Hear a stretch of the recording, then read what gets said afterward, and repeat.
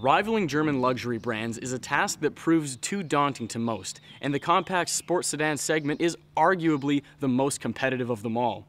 Still, the IS Sports Sedan has historically struggled to stack up to BMW's benchmark 3 Series. Change could be in the cards though, because the Beamer's growing decidedly softer and Lexus is standing poised to try to muscle in on their territory.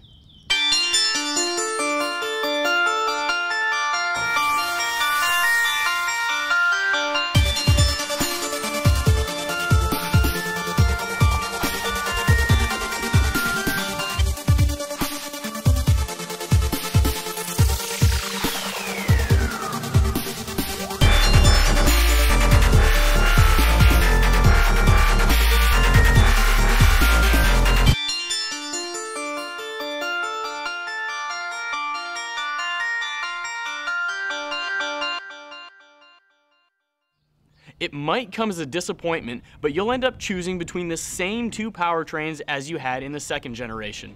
The 2.5 makes 204 horsepower and 185 foot-pounds of torque.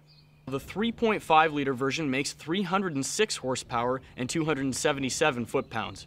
Both the 250 and 350 models are available in all-wheel drive and can come with the F-Sport package. Expect a 6-speed automatic on all of those cars except the rear-wheel drive 350 F-Sport, which gets the same 8-speed automatic as the ISF. The rear-wheel drive 250 will get an average 24 miles per gallon or 23 with the all-wheel drive. Of course, the sportier 350 is less efficient, although not by much, with an average 22 for the rear-wheel drive or 21 for the all-wheel drive models. That's a minor bump in efficiency for the larger engine, but overall, not much of a change at all from the second generation. What is different though is the styling, and it'll jump right out and bite you. The LED panels are now not a part of the headlight, and the entire front fascia is redesigned. Of course, we have the spindle grille that you've no doubt seen on the rest of the Lexus lineup, which with the F-Sport package gets even more aggressive. Moving around to the rear end, one of the most standout features is the taillights. They wrap around the side of the car and give it a much sexier look. Not only that, but the F-Sport rims also set the car off. Speaking of F-Sport, let's have a look at the inside and what you get with that package. Lexus is a segment leader when it comes to things like interior quality, luxury, and tech, and it shouldn't come as any surprise, but this new IS falls right into that category as well. Of course, you get the little touchpad that makes navigating the infotainment system a breeze. You actually get weather updates and traffic updates via HD radio, subscription free. Regardless of which package you choose, the new seats in the IS are more comfortable than the outgoing model. For example, there's extra lumbar support in the rear seats. Bump it up to the F-Sport package and you get these especially bolstered sports seats, on the other hand, that are only trimmed in the synthetic New Lux material. But the coolest standout feature with the F-Sport package is undoubtedly the LFA-inspired gauge cluster that slides to the right with just the touch of a button on the steering wheel. No matter what, when it comes to the Lexus IS cars, you're in for a sporting experience. After all, both of them are rear-wheel drive V6 powered sports sedans. But if you're a weekend warrior, somebody who wants to spend some time on the track, the IS 350 F-Sport rear-wheel drive specifically is the car for you. That's true for a couple of reasons. First of all, you get the 8-speed transmission that's actually taken straight out of the ISF.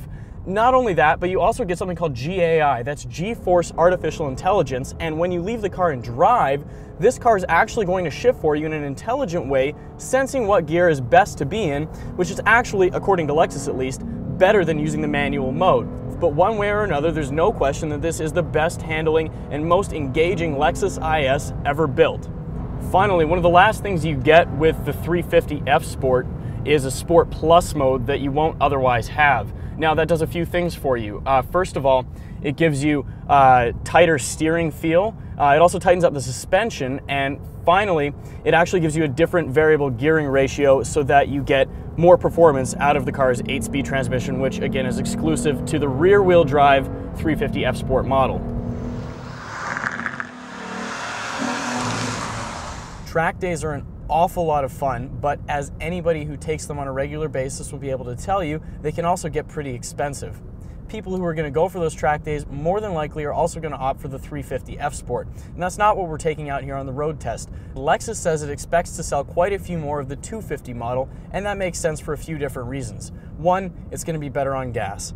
Two, it's going to be less expensive. And three, You miss out on some things, but for everyday driving, it's fine. You get a sport mode, normal mode, and eco mode, which gives you the option to have more spirited acceleration or to save gas at the same time. Does this car compete with the BMW 335i? Well, yes and no. From a sporting perspective, it just doesn't quite stack up and it's not as athletic. But then again, the Lexus is much easier to live with. It's comfortable, it's more simple to use, and it's nicer from a daily driver's perspective. So, if performance means the most to you, you better look elsewhere. But if you want something that's going to be a more pleasurable daily drive, the new Lexus IS is certainly a car you need to consider. For more on this review and others like it, visit autoguide.com.